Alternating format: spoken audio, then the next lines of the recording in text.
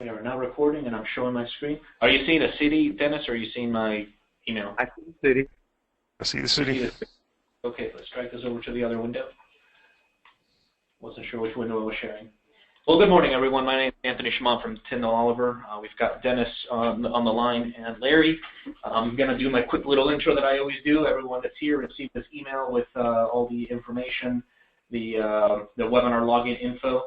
Important hyperlink on this email is the link to the website that takes you to our Tampa Bay traffic safety site. All the upcoming webinars are here. Dennis will go over the topics as well. But know that this is the location where we post the prior webinars, the 2016 ones. There are PDFs of the presentations, as well as the actual recordings are posted here.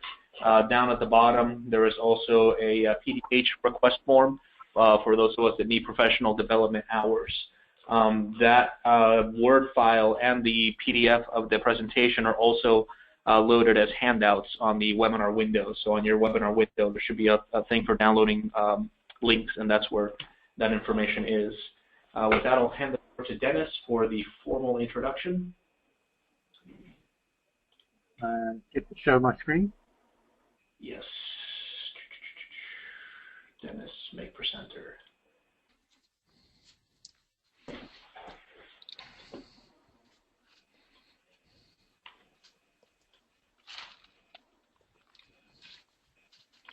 Good morning. I'm Dennis Balloon, the District 7 Safety Coordinator and Consultant, and we all welcome you to the first webinar for the District 7 Safety Academy webinar for 2017.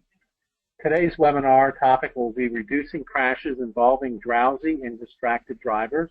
It will be presented by Larry Hagan of Hagan Consulting Services. He is a consultant in District 7 Safety Program, as well as an FDOT Districts 2 and 5 and 6. So he's a consultant for all those also. He also holds a bachelor's and a master's degree in civil engineering from the University of Florida. He's registered in Florida and Georgia as a PE and has over 30 years experience doing transportation engineering work throughout the state of Florida.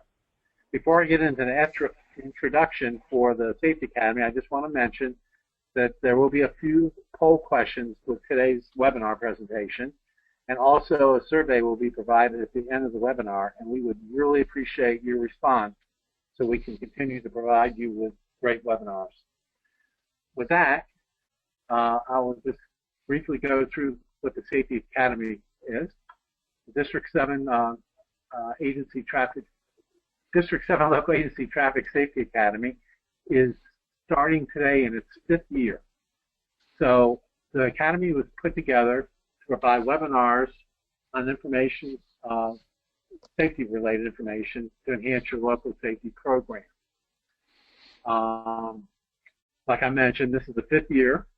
It begins today, and it will run through the end of the year, the last time being December 13th. Webinars run from 10 a.m. to 12 p.m. It's a 2-hour window. Most topics run between an hour and a half, but we do have 2 hours if it's needed. These links here about registration and the link to the webpage, Anthony has already mentioned also, but if you haven't, I take it you've already registered because you're online, but if you want additional information about the topics or any other information about the Academy, you need to go to the www.tampabaytrafficsafety.com website. This is a list of the webinar series for the year, and you'll notice on December 13th it's to be determined. And I will also mention too that Larry Hagan and I, who is the presenter today, are working to provide another webinar with somebody else sometime in the year. So it might be 2 in one given month, but we'll send you a notice about that. So also the educational requirements for AICP credit is qualified to these webinars. And then you are professional engineers, you can get your PDHs, and this is the information. You can also go to the web page for that. And in closing, I'd just like to say that if you ever have questions or need assistance, please call or send me an email. And with that, I'm going to turn it over to Larry Hagan. Well, I switched that over, Larry. I apologize. I didn't ask because we were engrossed in our conversation prior to the webinar. But questions during the webinar? Would you like me to interrupt your train of thought and ask questions, or hold them till the end? Go ahead and interrupt if something pops up and it's relevant. It's a whole lot easier to answer at the time than try to backtrack and figure out where I was and what I was talking about. So, yeah, feel free to go ahead and interrupt me at any time. So, you got it. All right. So, yeah, if the audience has questions, just type into the chat box, and we'll get those, and I'll field the questions and get them over to Larry. Okay. All right. Are you seeing my first slide there? Yeah. Yes. Okay, very good. All right, well, today's webinar, reducing crashes involving drowsy and distracted drivers, and also alcohol-related crashes. So that's what we're going to talk about today. And, my subtitle, I guess, is Safety in 3D, Safety in 3D, where we'll be talking about drowsy, distracted, or drunk. And, each of those things, drowsy drivers, distracted drivers, and drunk drivers, certainly are challenges for us in the traffic engineering profession. What do we do about those kind of drivers? What can we do to possibly accommodate those kind of things? Certainly, there's a lot of things going on, especially with technology.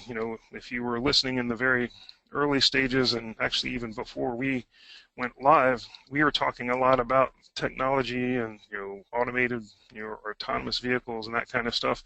And there's a whole lot of stuff going on now.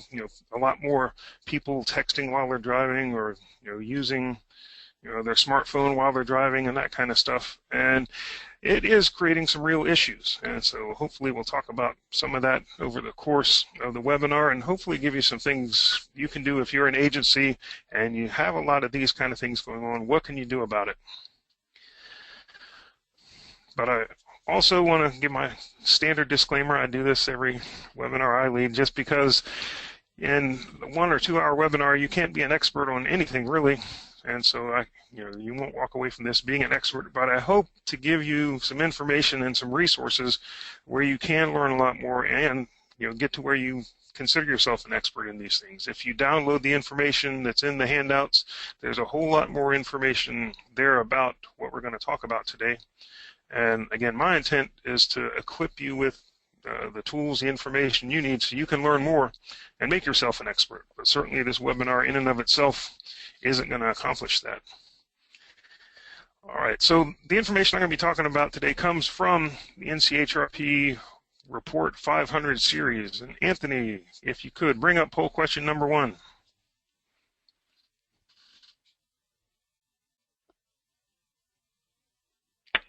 The poll question is on the screen. Simply, have you ever heard of NCHRP 500 series? Yes or no?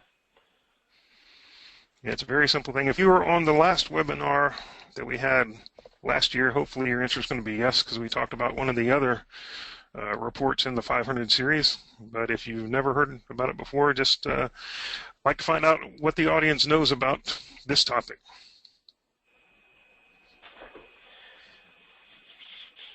We'll go, folks, a few more seconds. Right now it's looking like 38% have and 62% have not. Okay, so the majority of the folks, it sounds like, have not really heard anything about the NCHRP 500 series. So that's good. Hopefully at the end of this, you'll know something about it, because I think it's a really great resource that not a lot of people have heard about. And so, don't be ashamed or whatever because you hadn't heard about it. Many people have not, but it's a great resource that's out there, and that's one of the things I want to talk about today and share with you today. And again, a couple of the handouts are a couple of the Report 500 series reports in their entirety in PDF form. So let's move on. Okay, the 500 series, there's 23 reports in the NCHRP 500 series, and what the Report 500 series is all about, it's guidance for implementation of the AASHTO Strategic Highway Safety Plan. So AASHTO, which is the American Association of State Highway and Transportation Officials, has representatives from all 50 states, and they came up with a strategic highway safety plan, several years back, over a decade ago. And it was subsequent to that that Federal Highway said we need to ask each state to come up with their own strategic highway safety plan. We're killing way too many people on our roadways. We need to do something to reduce that. And rather than a piecemeal approach, they said, let's come up with a strategic approach to highway safety. And so the Report 500 series addresses a whole bunch of different topics, or what are called emphasis areas, within AASHTO's Strategic Highway Safety Plan. And for states or local agencies, any agency that's trying to manage their safety program, the NCHRP 500 reports give some good guidance on how to work a safety program, what things you should be thinking about, and how you should be managing it. Again, there's 23 volumes. I'm going to hit this little list that should now scroll up your screen. And so one of the reports is aggressive driving, unlicensed drivers, collisions with trees, head-on collisions, unsignalized intersections, signalized intersections in there, utility pole collisions, older drivers, seatbelt usage, work zone crashes, safety data analysis of one we covered before, speeding-related crashes. There was a long list of them. Those were the 23 reports that make up the series. And again, it's going to be the source of what we're going to talk about today. Today we're going to look at two of the reports in the series. Volume 14 is a guide for reducing crashes involving drowsy and distracted drivers, and Volume 16 is a guide for reducing alcohol-related collisions. And so we're going to cover both of these in the time we have here. And again, one of the interesting things is when you read through these reports, often it'll reference some of the other reports, because, for instance, many of your drowsy and distracted crashes, especially drowsy crashes, where somebody falls asleep at the wheel, they will leave the roadway and crash into a tree. And so one of the other reports deals with collisions with trees, and so there's a lot of overlap there. You can pull up that other report and implement some of those countermeasures from there, because they're related to drowsy crashes and collisions with trees. But we're going to focus primarily on these two volumes here today. All right, so let's start with Volume 14, a guide for reducing crashes involving drowsy and distracted drivers. All right, Anthony, go ahead with poll question number 2.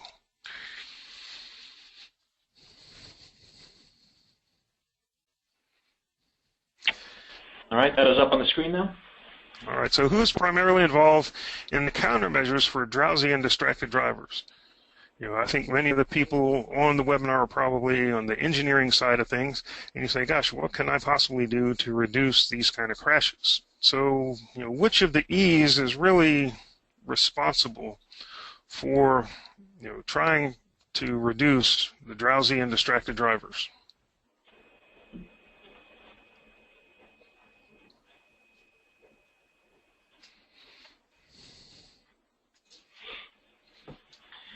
We're getting a mix of answers, some in each of the categories. All right. Post a few seconds here.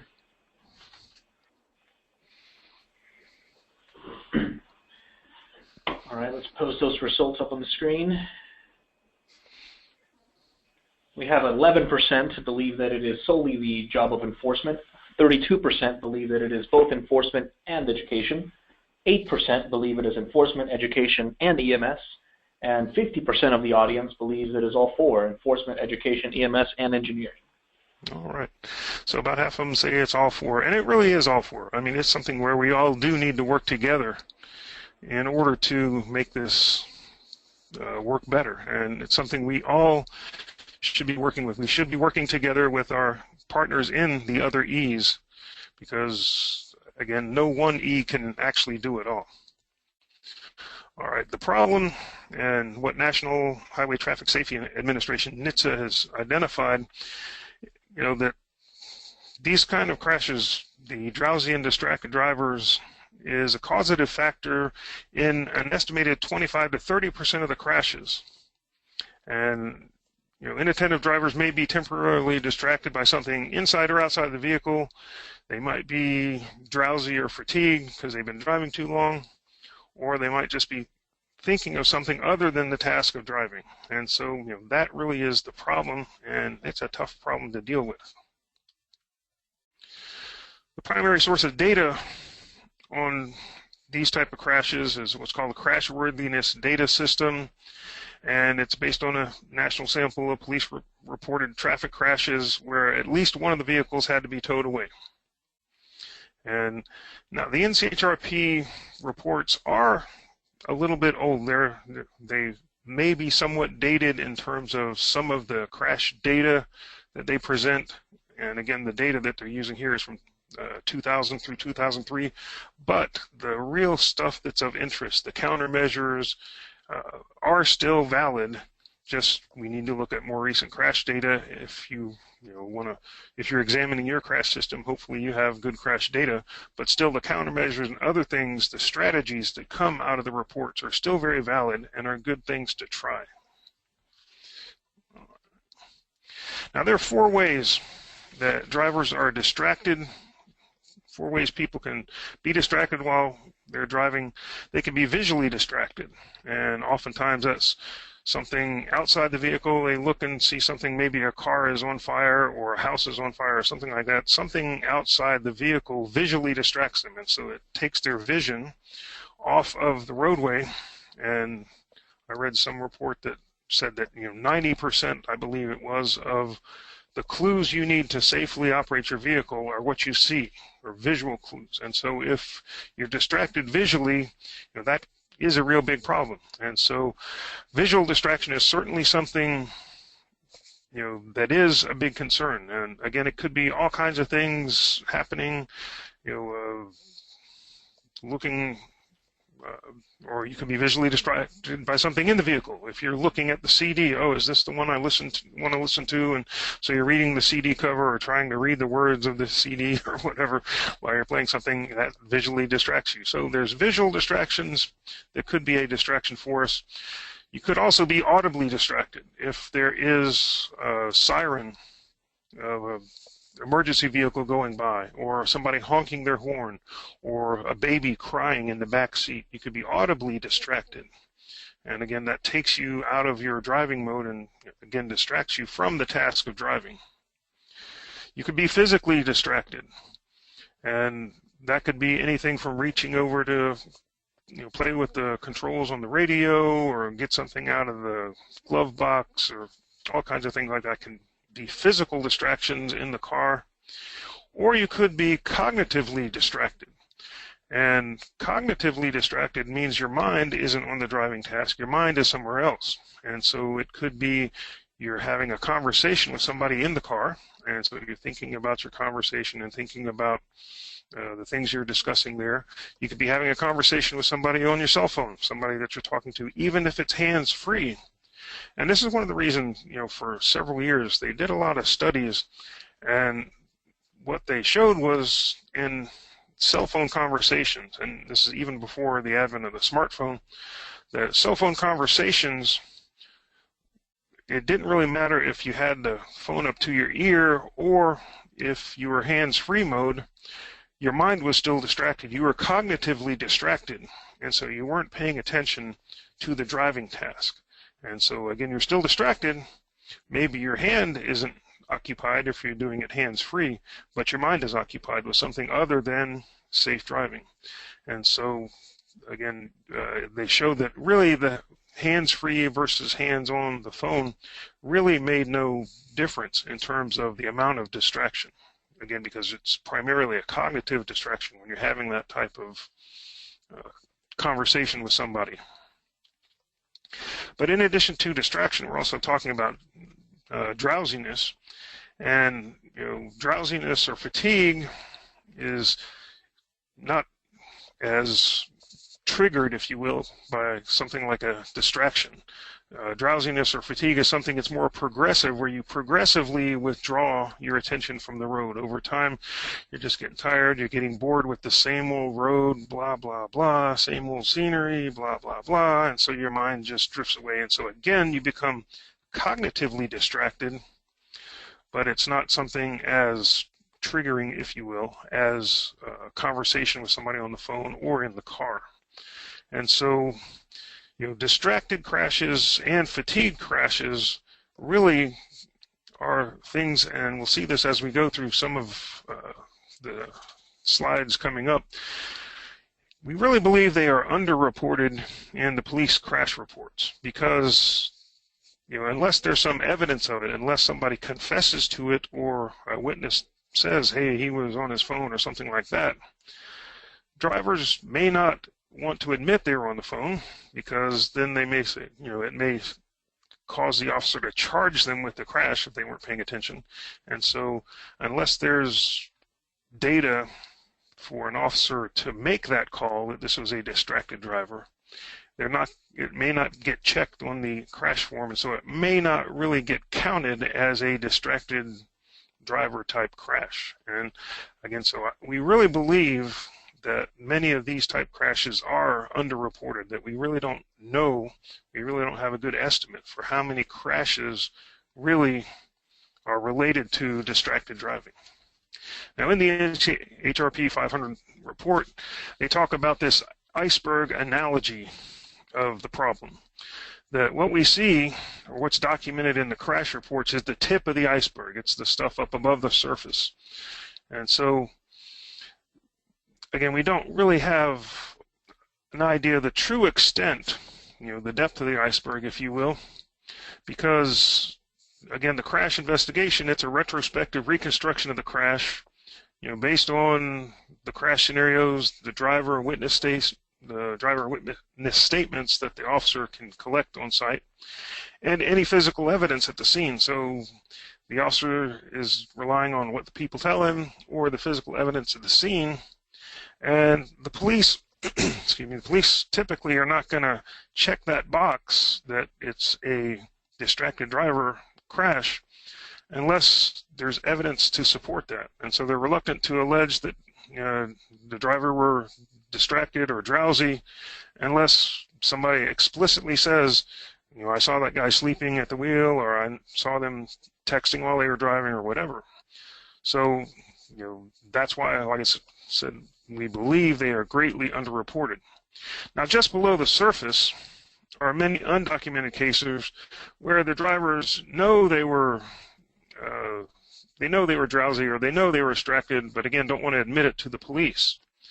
But then, even deeper, at a deeper level, the drivers themselves may not be fully aware of how they were distracted or how all these factors were affecting their driving. And so,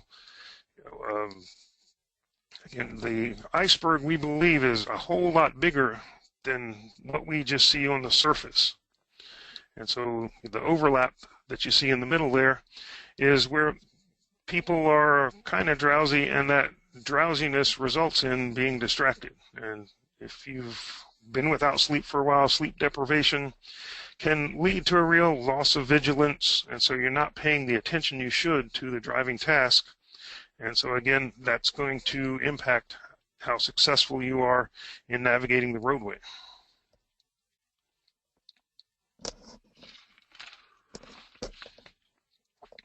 All right, the Strategic Highway Safety Plan and the approach within a Strategic Highway Safety Plan is you identify certain emphasis areas, certain types of crashes that you want to deal with, that you want to respond to and reduce those types of crashes.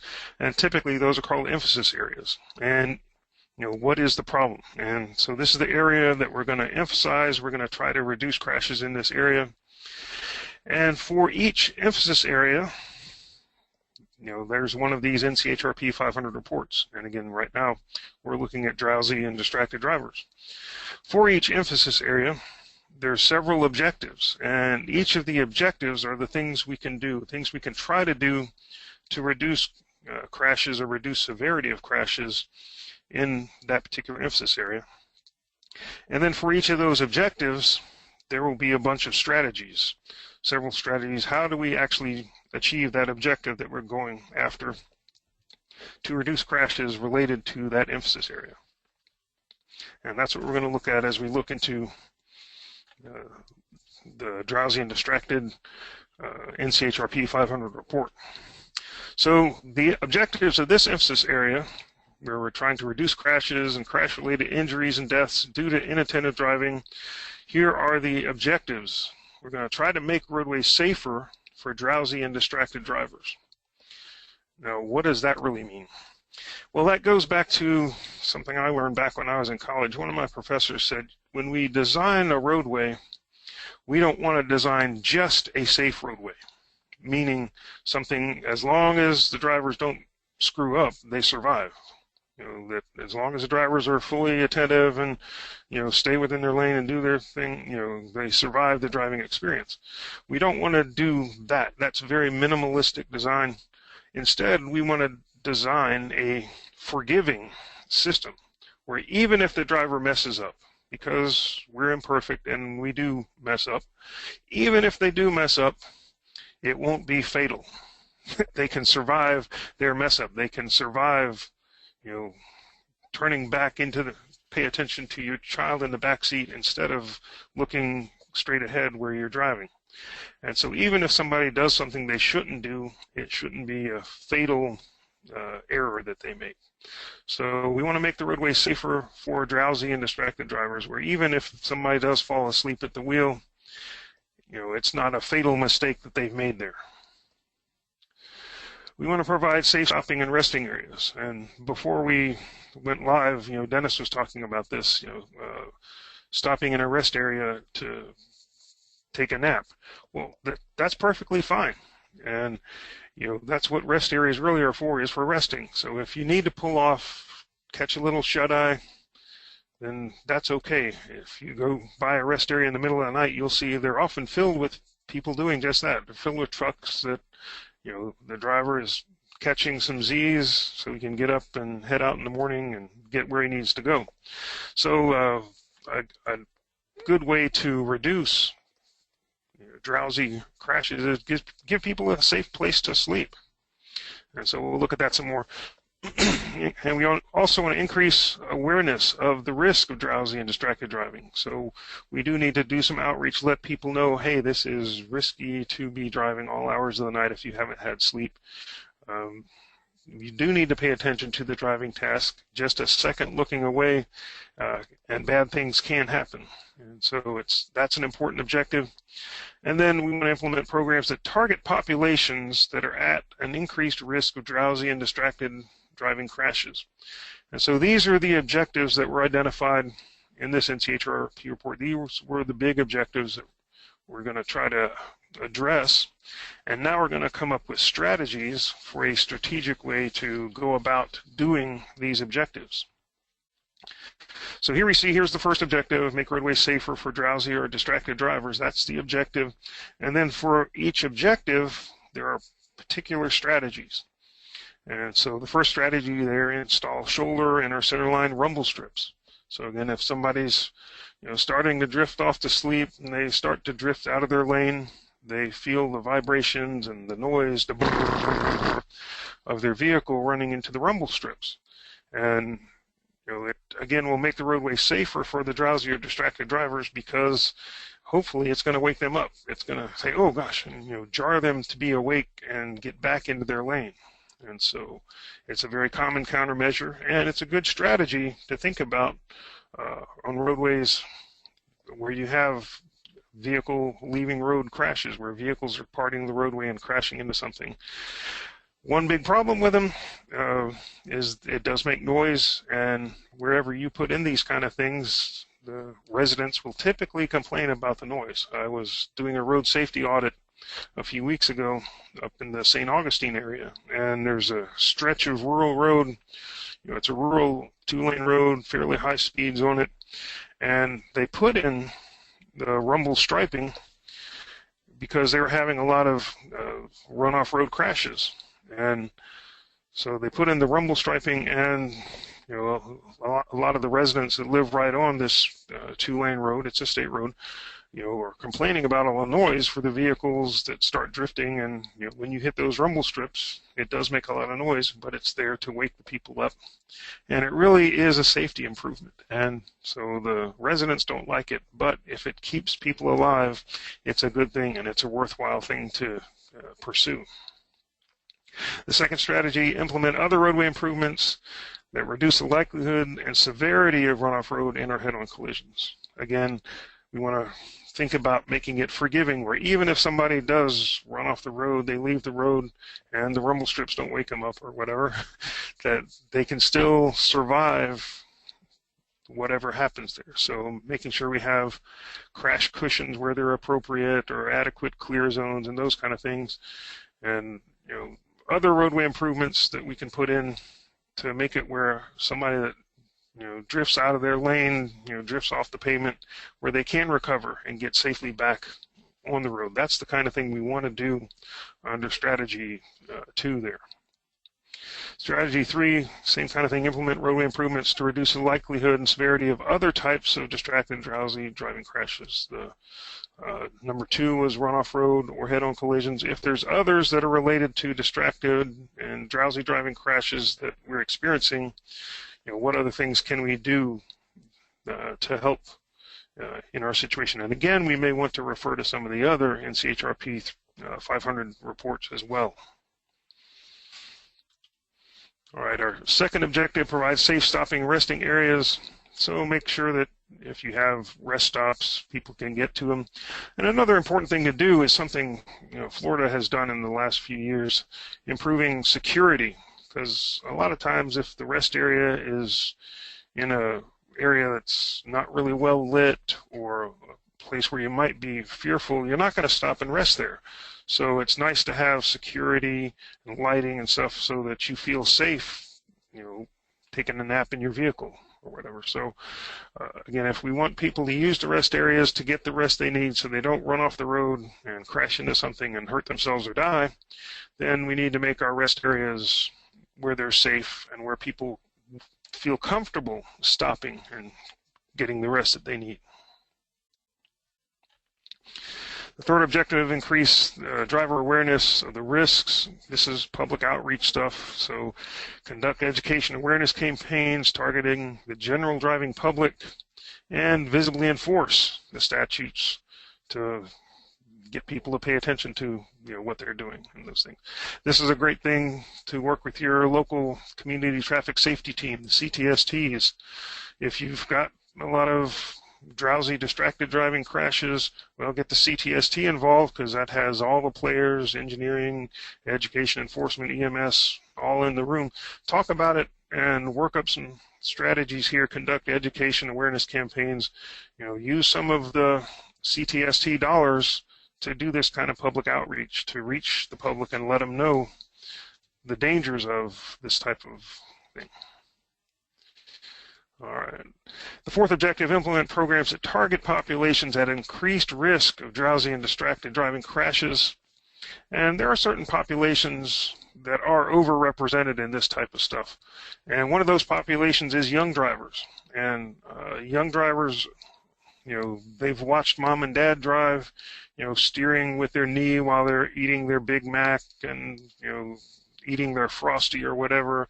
And the young driver says, oh gosh, mom and dad drive with their knee all the time. I can certainly do that. And, no, they don't need to be doing that.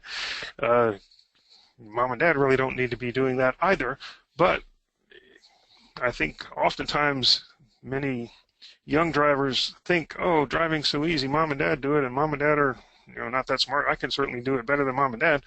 And so they're not fully attentive to the driving task. And so a lot of our strategies need to be targeting the young folks, because mom and dad make it look so easy, but driving is something you do have to pay attention to. And so the first couple strategies are really focused on education programs and dealing with young drivers. Florida and many other states, because the feds really pushed it, have gone to the graduated driver licensing, and so there's a lot more education, a lot more stuff that the young drivers have to do before they get their driver's license, and a lot more requirements upon the young drivers.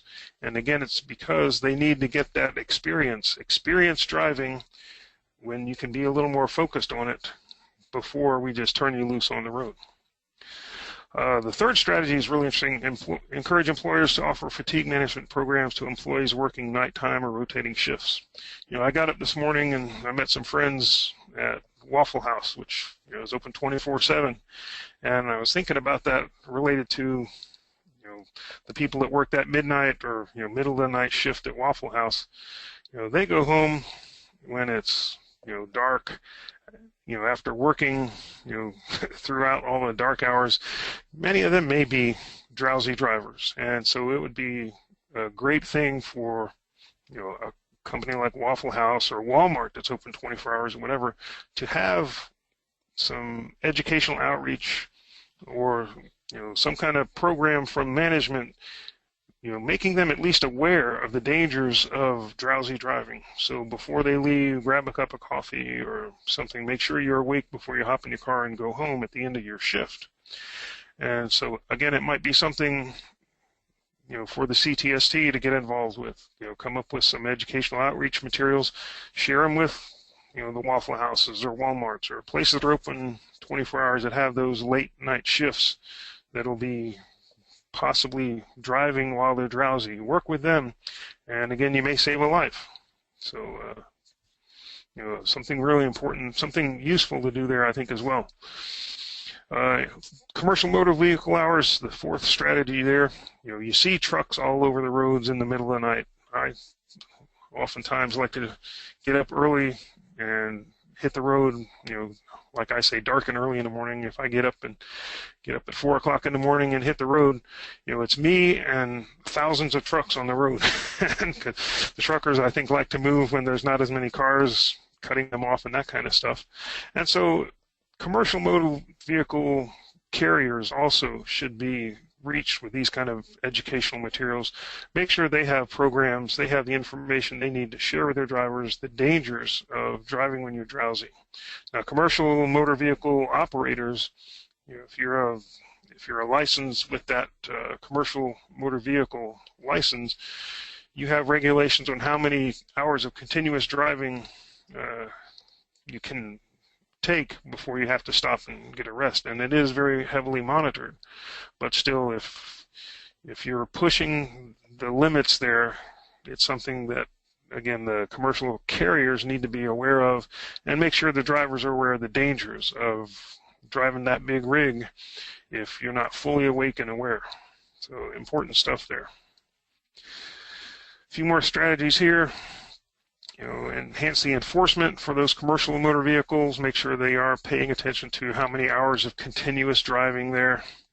And make sure the trucking companies have fatigue management programs. So again, a good opportunity for CTSTs or other similar groups to do that kind of outreach to those companies. And, make sure you can address those targeted groups that seem to be overrepresented. So that last strategy, implement targeted interventions for other populations that are high risk, that are overrepresented in the crash data. All right, so just looking at some of the sources of the distraction, like I said, this is some of the stuff, in the NCHRP 500 report. It, like I said, is a little bit dated in that it's 2003, and back in those days, most of the phones were probably just flip phones that were phones only, rather than, a smartphone really isn't a phone. It's a computer that runs a telecommunications app. But so here in what you see in the figure shows cell phone were 3.6% of the distractions. I imagine now it's a whole lot more than 3.6%, but you can see the data presented here that the most frequently cited distraction was something outside of the vehicle, some outside object, person, or event. And so it could be another car on the roadway, pedestrians, near the roadway, work zones, crash scenes.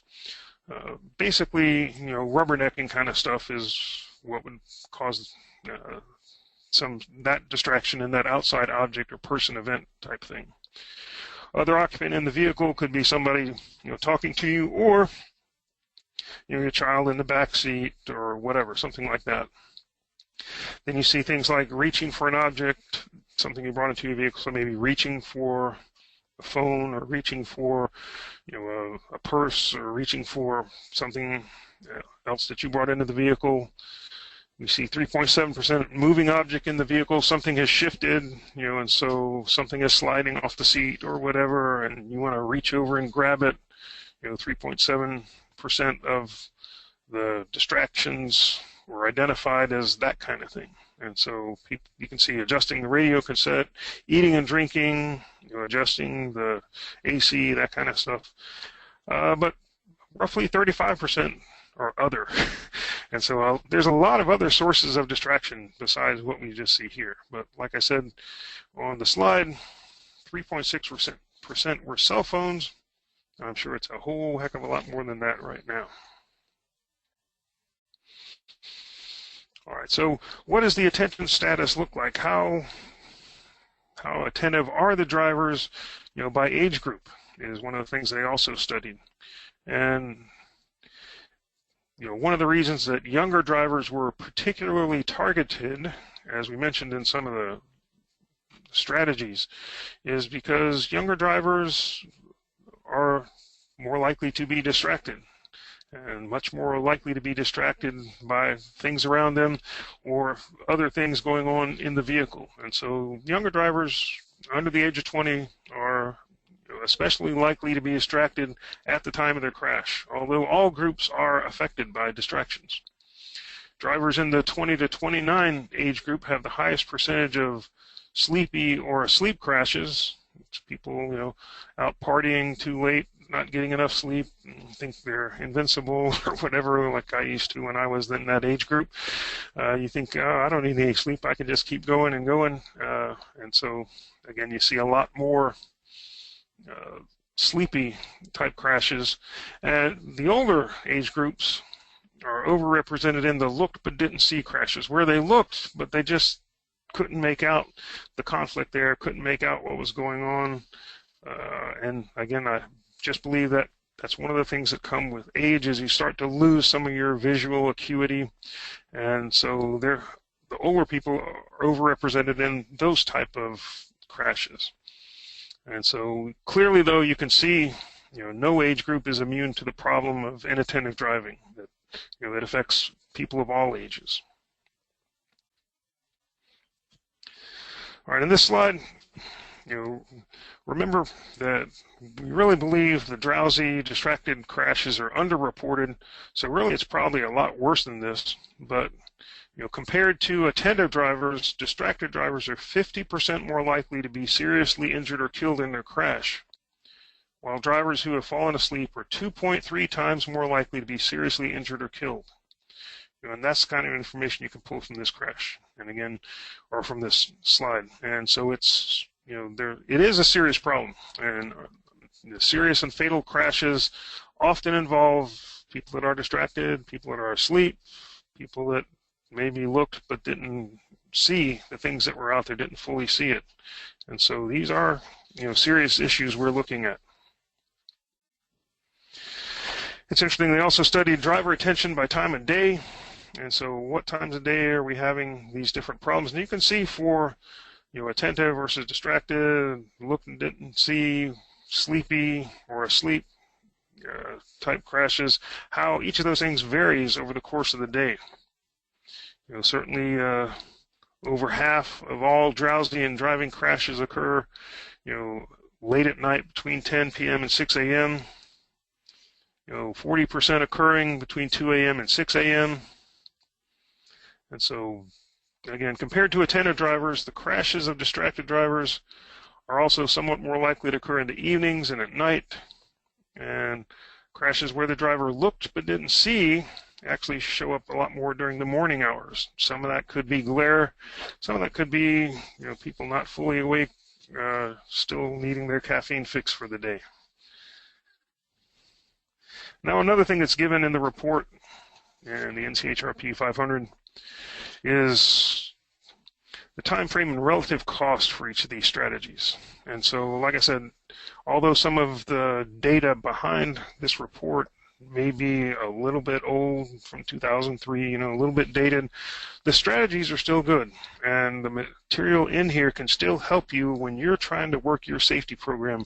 What strategies do I want to implement, and what should I do about this problem?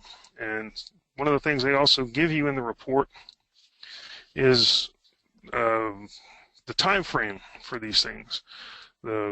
Is it something that I can implement quickly, a short time frame, or is it something that needs a little bit longer? And what's the relative cost? Is it low cost, moderate to high, or high? And so for each of the strategies, it details, is it a short-term kind of thing, and how costly is it? So again, if you're trying to work your safety program, what am I going to do about my drowsy and distracted driving crash problems? And if I want to implement these strategies, is it something I can do quickly, or is it something that's going to take a while, and how much is it going to cost? And so, again, the report gives you a lot of information to help you choose which strategies you want to implement. Anthony, if we could, can we go to poll question number 3 now? Yeah, absolutely. Poll question number 3.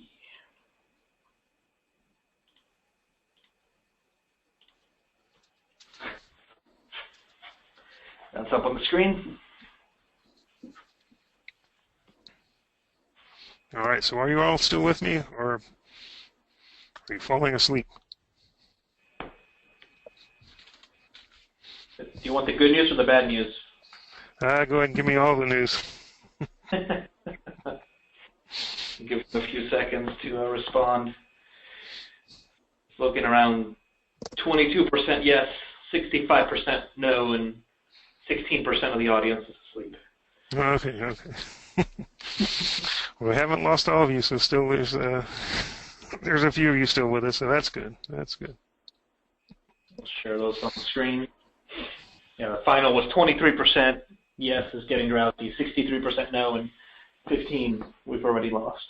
Okay, well, I hope we don't wake you up if you're comfortably asleep there in your rest area. So, yeah, hopefully you're not driving while you're listening to the webinar. So, but anyhow, let's continue on. So, like I said, the report gives you information on each of these strategies. Is it something short-term, medium-term, or long-term? And what's the cost to implement these things? And again, here's some medium-term stuff, and you can see that all the different strategies are, allocated. Is it short-term, medium-term, or long-term? And again, cost data related to that. So it helps you choose which strategies you may want to implement, or what would be your highest priority things to implement. And here's some medium stuff, for strengthening graduated driver licensing. It's a medium time frame, not a lot of cost involved, but it's one of those things that's going to take a little time to implement. And then, improve access to safe stopping and resting areas, be a little longer time frame and moderate to high cost. If you're building additional rest areas, that certainly is something you got to buy right away and develop plans and all that kind of stuff. And so, that's something that's going to take a little while and involve some cost. Well, then, for each of the strategies, we've identified strategies that fit the objectives, and now we've identified some rough time frame, cost information in a real general stage. But then the report goes on to give real detailed information about the strategies, gives real thorough description of the strategies. And for each of the strategies that are laid out here, they're classified as either proven, tried, or experimental. And so all the strategies will be listed, and they'll be again, identified as either proven, tried, or experimental. And proven strategies, either ones that have been used in a lot of locations, and they've been studied, and there's statistically valid, data that shows this was a good thing to do. And actually, a lot of the stuff that's in these NCHRP 500 reports is stuff that fed into the Highway Safety Manual and fed into the crash modification factor clearinghouse data that's out there now. So it feeds a lot of the current data related to running a safety program. And so, again, you see the same kind of stuff really in the star ratings. It's built into the star ratings. If you're pulling recent data out of your crash modification factor clearinghouse.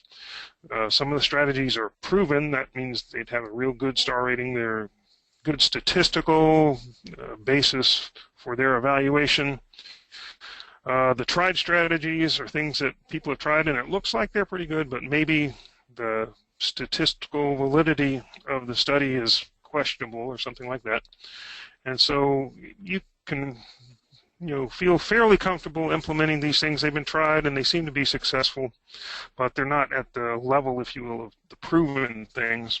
And then some things are experimental, and people have tried these things, or they're experimental. A few locations they've been installed, and it looks like they're something that is successful. And it's helpful to, again, pay attention to these things as you're evaluating the strategies. What are the ones that are really proven versus something that may be experimental? You're not really sure how well it's going to serve your need. And so, again, this is just a capture from the report. Here's this first objective: make roadways safer for drowsy and distracted drivers, and its associated strategies. And you see some are, somewhere between proven and tried, or tried and experimental. And so each of the strategies are identified. How reliable the studies are backing up its reported success. And then each strategy is then detailed. This is just a short excerpt, and this goes on for several paragraphs. And included in all the write-up here will be crash modification factors or crash reduction factors if they're available.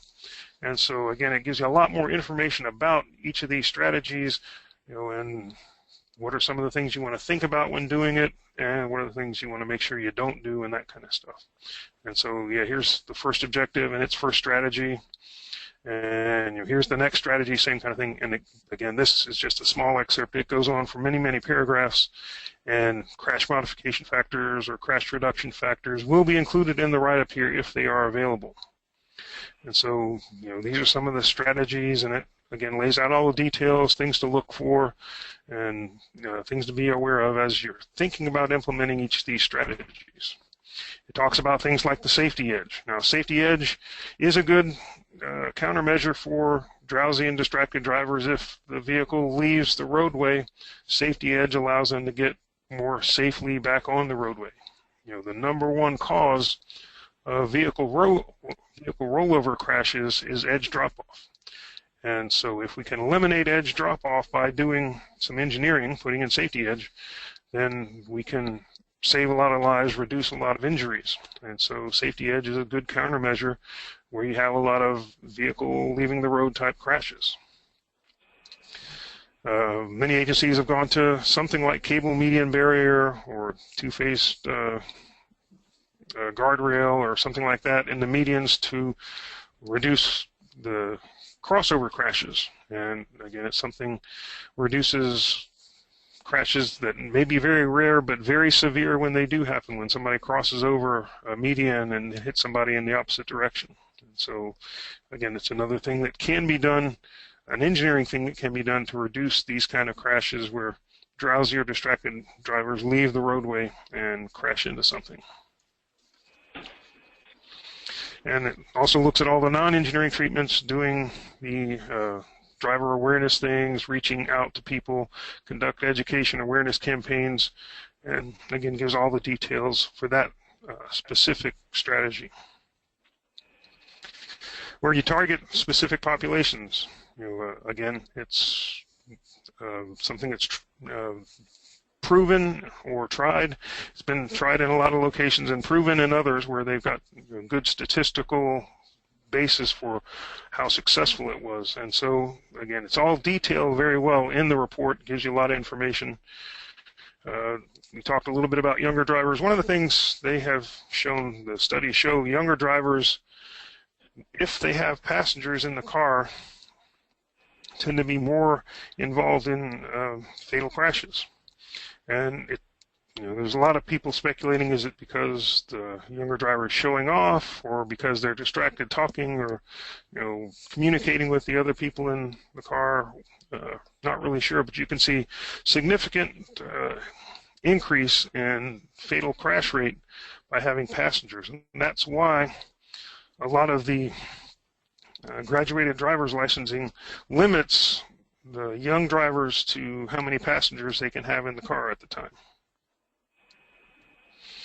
All right, well, now let's look to something a little bit different. We'll talk now a little bit real quickly about the alcohol-related crashes. And again, the problem here, there's lots and lots of crashes related to alcohol involvement. It's come down a lot in the last 3 decades. It's really come down a heck of a lot. And but still, every year, there's over 10,000, or the last year we have data, 2015 data is out, 2016 data has not yet been compiled. But in 2015, over 10,000 deaths on the roadways in America were related to alcohol. And again, I believe that's underreported as well. But over 10,000 alcohol-related deaths on our roadways. So that's still a lot of people dying, and something we need to do something about. And 4 objectives were identified in this report related to alcohol-related crashes. Here's the first 2 objectives: reduce excessive drinking and underage drinking, enforce the DWI laws, and you can see the strategies that are associated with each of those objectives. And again, this is just straight out of that NCHRP 500 report. So if you're having a lot of alcohol-related crashes, here are some objectives and strategies to look at. Prosecute, impose sanctions on, and treat the offenders, and control high blood alcohol content and repeat offenders. And you can see the strategies associated with each of those things. But really, a lot of the stuff that applies to DWI, applies to drowsy or distracted drivers, can also help alcohol-related crashes. But this is an interesting thing. This, again, straight out of the report. And what this showed, that 84% of the drinking drivers that were involved in fatal crashes had a blood alcohol content greater than 0.08. And I don't know. I look at these things a little different than a lot of people. That it was an interesting statistic that 84% of the drinking drivers involved in fatal crashes had a blood alcohol content of 0.08. And if you remember, Florida, like many other states, reduced their blood alcohol content for DUI from 0.10 to 0.08. They were really forced to by the feds several years ago. And I think it may be because of this study. And because, again, 84% had more than 0.08. So basically the 85th percentile, if you will, seemed to be the 0.08 location.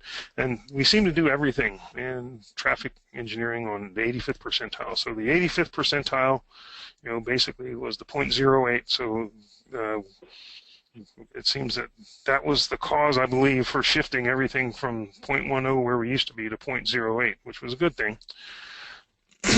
But still, there's a push to continue to reduce this. And certainly, I think if we're going to get anywhere close to Vision Zero, we're going to have to continue to push for lower blood alcohol content before we prosecute people for DUI. We shouldn't be allowing people with 0.05, 0.06, or whatever to be driving on our roadways. It's just, again, not very responsible.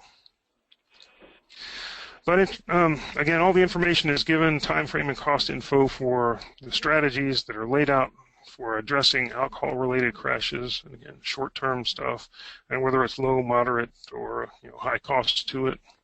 Some of the things take a little bit longer, so medium time frame or a long time frame, and again, all spelled out for us here in the report. One of the other things they've added in this particular report is some real detailed tables about each of the strategies, talking about who is the target, who's going to be impacted by this strategy, and what is my expected effectiveness. How effective do I think this is going to be? Like particularly, one of the strategies was raise the excise tax on beer. And so that's going to target all the beer drinkers. And what is the expected effectiveness? And it talks about how effective they expect that to be. What are the keys to success in implementing that strategy? What are the potential difficulties in implementing that strategy? What are the appropriate measures and data for determining how effective we are at this? What are some of the associated needs in order to implement this strategy to address this problem? What are the institutional, organizational, policy issues associated with this? What issues may affect the implementation time? What are the things that may drag this out or may make it go smoothly? What are the costs involved in these strategies? What training needs are there and other personnel needs are involved in implementing these kind of strategies? What legislative needs are there? What things have to be put in the law before we can fully implement this strategy? And what are some of the key attributes of this strategy? So again, it gives great detail for each of those strategies, all the ins and outs of how do I implement that, in my locality and my state or my jurisdiction. How can I implement that? What are the things I need to be aware of? What are the things that I need to be thinking of? What are the organizational, institutional issues? How much is it going to cost? And so a lot of information on each of the strategies in order to help you decide which strategies, again, you want to implement. So again, I've covered a lot of stuff here, but hopefully you've got some good information there. Those two guides, like I said, they're in the download pod. So, they're in the handout pod, so you should be able to download those things. If you are implementing a program to try to reduce drowsy or distracted driver crashes or alcohol-related crashes, I think you'll find some good, helpful information there. And so those reports should be hopefully helpful to you, and they are there in the handout pod. And with that, let's go ahead and see if there's any questions. So there's a few comments here and there in the chat, mostly from Rudy. I think maybe I should just need to unmute him and we can all chat. There's a question about links for the NCHRP reports, and like you just mentioned, they are in the handouts download pod and go to webinar, which is great to put them on there. But these are, if you just Google NCHRP 500, volume 16, you should find a link to download these. And I believe you can get the PDFs for free. Is that correct, Larry? Yeah, if you just Google NCHRP 500, you can download the whole series, all 23, for free, or you can purchase them from TRB. If you'd rather have a good, beautifully printed hard copy, you can purchase them from TRB. Or if you go to TRB's website, you can search there and find them. And again, either download the PDFs for free or purchase it from TRB.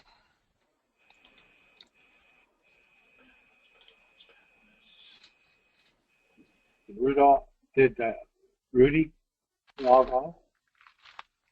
Yeah, let me unmute Rudy here, because he kind of we had some kind of conversation going back and forth throughout the chat. There were some interesting thoughts. I think he logged on. Are you there, Rudy? Yep, I'm here. Can you hear me? Yeah, we can hear you. Hey, Rudy. Yeah, Larry, that was really good overview and stuff that everybody really should know in dealing with the distracted drivers. And we can't always say that, oh, it's the driver's fault. Right. Early in my career, this is back in the 70s, I was told by a chief engineer, anybody that runs off my designed road deserves to die. That we tried to change over the years, that, and Larry, you made the point of the forgiving roadside, the clear roadside, and we all need to, as we develop in our careers, to look at what happens if my daughter, my son, my granddaughter, as my granddaughter did in Tennessee, dropped a wheel on a narrow road. There had been 3 fatalities in the past 2 years on that road. It was about a 3-mile section. and she dropped the wheel because the road was very narrow, and a truck coming at her moved over into her lane. So she took the shoulder, but there was no safety edge. Mm-hmm. It just dropped the wheel. She turned the car and slid sideways into a tree. Fortunately, it was on the passenger side and there was no passengers. She was very, very, very shook up. Mm-hmm. Car was totaled, as the cars are made to do now. They're crushable rather than making the people crushable.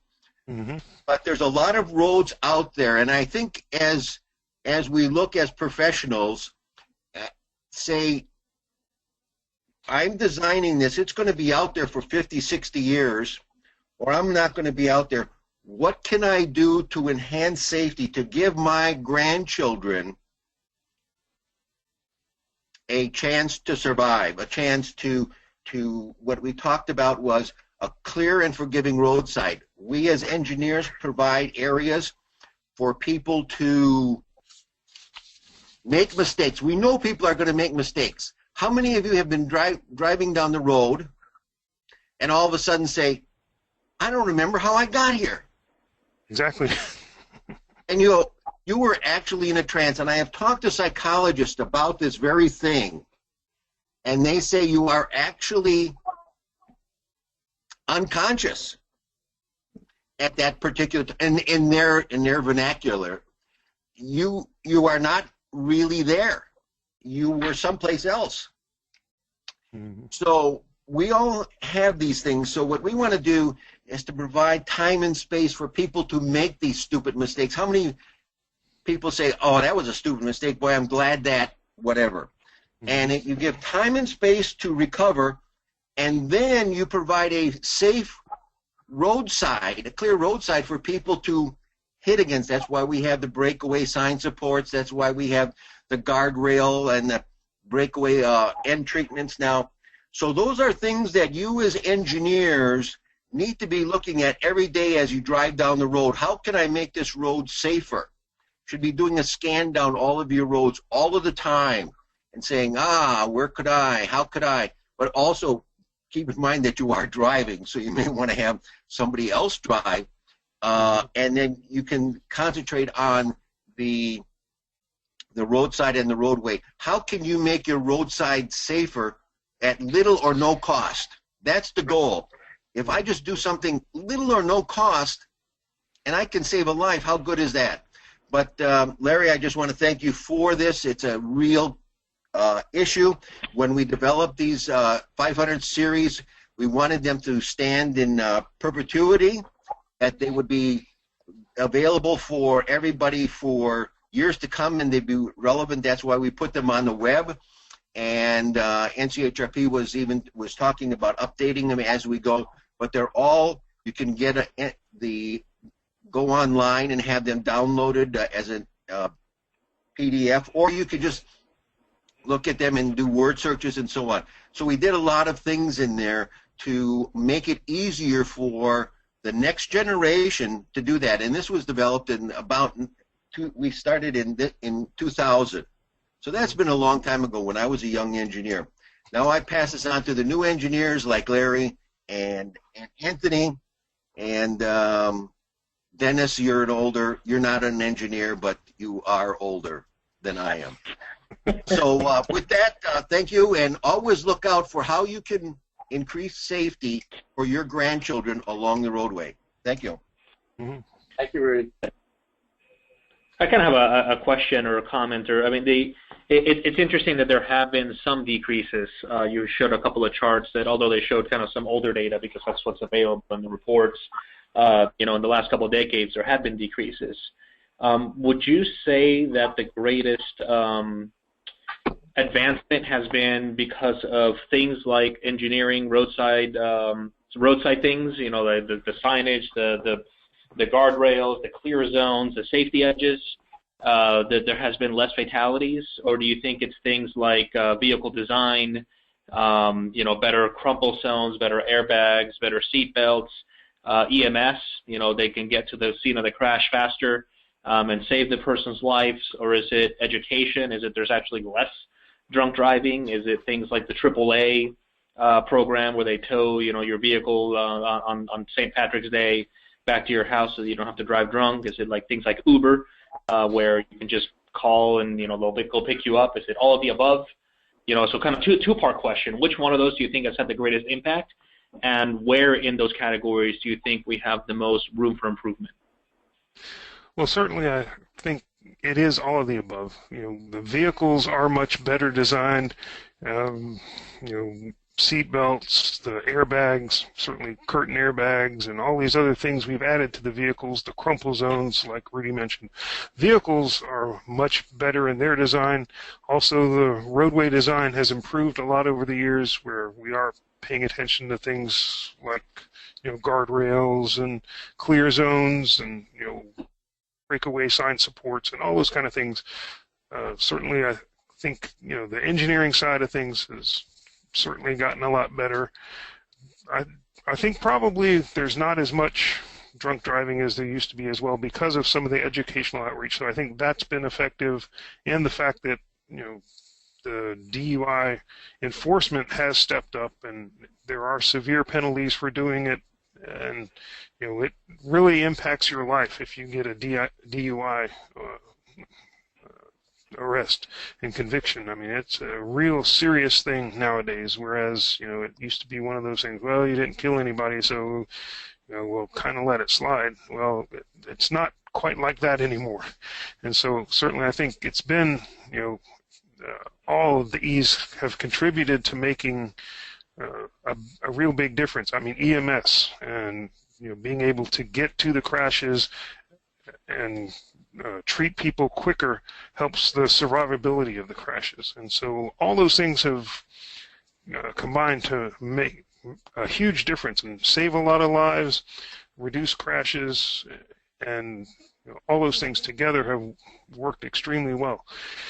It's the second part of the question, where do we really need to continue to emphasize? I really can't imagine from the vehicle design itself, making vehicles much more crash-worthy than they are, other than, like the Google car is going to be a very safe vehicle because it's maxed out at 25 miles an hour. So, if you're only going 25 miles an hour, it's not likely you're going to get into too many fatal crashes.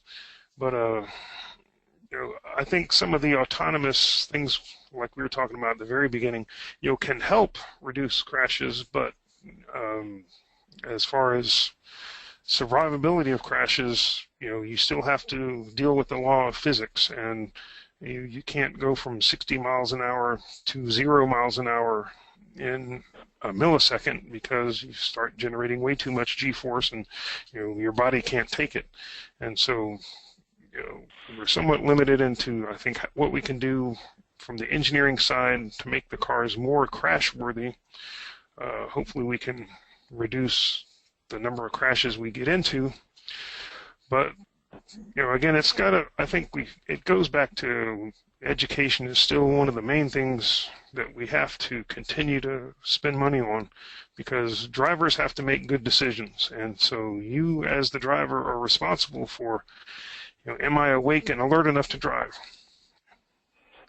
And, if you need to make that judgment and decide, I don't need to drive. And, the availability of, like you mentioned, Uber, having Uber out there and other things, I think is going to help continue to reduce these types of crashes, because you can call somebody and have somebody else get you home. And that's a really cool thing. And so I think the technology will help us, but again, it's ultimately the person has to make good decisions that, oh gosh, instead of driving home when I'm kind of drowsy, let me call Uber. Let me get somebody else to drive me home.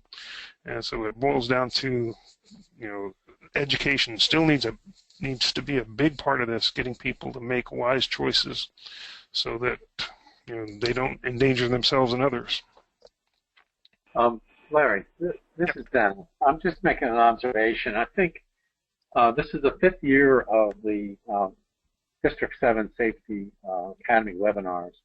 Mm-hmm. And based on your presentation today, I can't help but feel that over the 5 years, well, beginning this 5th year, but over 4 years, that we covered various topics. We had various topics, webinars, that covered areas of engineering, education, and education. So I just think that it's such a critical thing that the local agencies and cities do whatever they can to keep a group of folks together in those particular areas, to work together to enhance their road system through also good driving, not just safety stuff on the roads itself, engineering wise, but you got to educate them, and enforcement. And I know it's hard with enforcement because sometimes some of the budgets have been cut and they haven't had the people out there on the roads. But today, this just brought it all together for me. Mm-hmm. And I just think it's really critical that everybody kind of reflect, if you have responsibility on your particular area, that you really emphasize all 3 areas, because none of them should be short-sheeted. Absolutely. And I mean, that's one of the really great things about what Florida has done with the community traffic safety teams, and having those people get together. I think most of the ones in District 7 get together monthly. And so getting together and talk about, where the police officers are seeing different types of issues and the different agencies bringing their perspectives to it, and what can we do as a team, community traffic safety team, to address those things. And, engineers alone can't fix it. Police alone can't fix it. The EMS alone can't fix it. Everybody has to work together. And so I really think the CTSTs are a great thing, and it's a great, I mentioned them a few times in the presentation, because I really think it's a great opportunity to really address these things. And so where, different members of the team have issues or concerns, bring it up, talk to the team, work as a team, because, again, you look at the strategies that are spelled out in these reports. A lot of it is enforcement, a lot of it is engineering, a lot of the strategies involve education, and so there's something for everybody to do towards those objectives. There's strategies involving each of the different E's, if you will, towards that objective. And so, again, this just gives you a lot of choices, how we want to approach this problem, and again, not laying it all on, the cops just have to do a better job. No, it's everybody do a better job, and work together to implement these strategies.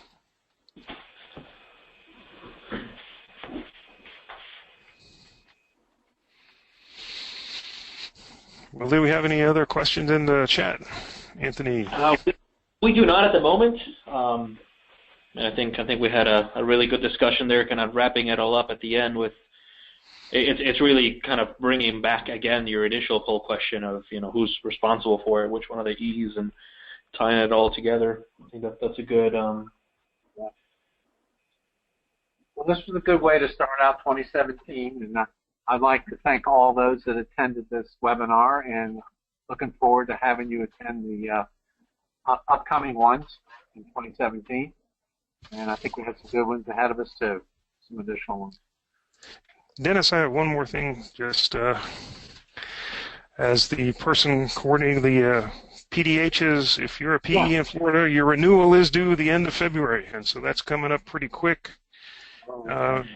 And so make sure you get your PDH forms in soon, and especially if you're going to go back and watch some of the previous webinars, because you need PDH credits. The date I get your PDH form is the date that shows up on your certificate, and what's required by the Florida board is that you have your continuing education done by the deadline, which is February 28th. So make sure you get it all done by February 28th. If you need any of your PDHs, 18 hours are required this time around. So I'm glad you shared that. That's good news. I didn't send you some for some of the ones for last year, Larry. What's the statute of limitations on sending you the PDH for the 2016 Safety Academy topics? Yeah, again, you can fill out the form and send them in, and as long as I get them by February 28th, I'll put the date that I get the form on your certificate, and as long as it's before February 28th, you're good. Okay. Yeah, so I mean, clearly a person has to have attended live in order to receive the credits. That you cannot watch a recording, I believe, for the PDHs, but I mean, I moderate these, but clearly I was here. Yeah, well, actually, you can watch the recording and do it. So if you want to, is that a change in the rules? No, it's allowed in the rules, and so you can watch a recorded session, and but that's why I need the PDH form. The PDH form, you're certifying that you watched the whole thing, that you spent the hour getting that professional development hour. And that's interesting, yeah. And that's basically the correct? What's that? Larry? I'm sorry, what was your question, Dennis? My question was, I had talked to some people recently about this that are participating in the webinars, and not only do you issue a certificate, but the participation in the actual webinar, or whether you listen to it, is on the honor system that you actually did it. That's correct. Yes, that's correct. It's on the honor system. Correct. Yeah, which also goes to another, with regards to the honor system, we've been asked in the past, hey, we watch these webinars in a conference room with multiple people. Do we each need to register in order for you guys to cross-reference the attendees and, to get the, I mean, it's on the honor system when we're doing these. So if you have two engineers in a room together and you only have one of you registered in the academy and that's the one that logged in, it's fine. Download the PDH form and send it to Larry. You both don't need to be registered. Right. Yeah, each person needs to fill out the PDH form, but as long as one person is registered, that's fine. I mean, the registration is completely independent of the PDH form. So you could have people that aren't engineers that don't need the PDH watching it, or, I mean, really, the benefit of not each person registering is we can reach more people. Because if you have 10 people in your company, you don't need all 10 to register, just one person register, and you can sit in the conference room and everybody watch it. And we have a limit of 100 seats, I think, in our GoToWebinar. And so you're not taking up 10 that aren't needed if you don't have 10 people registered. So yeah, it's beneficial, so that we can reach more people if you just register one person if there's going to be 10 watching it. So, but each person, if you want the PDHs, each person needs to individually fill out the form and send them in. And remember what Anthony mentioned, I'm talking to you attendees, that the PDH form is out on the website. So get it there. Yep. But is there any other questions, Anthony? No, there's no other questions in the chat. I think we could probably stop the recording if you want. Yeah, we'll stop the recording. We'll stay on the line for a second or two here in case anything else comes up. Anybody else chat something in? So thanks everyone for attending. Again, I mean you'll be getting the notices when the next one is coming up. If you want to know ahead of time what the topics are, they're all on the website.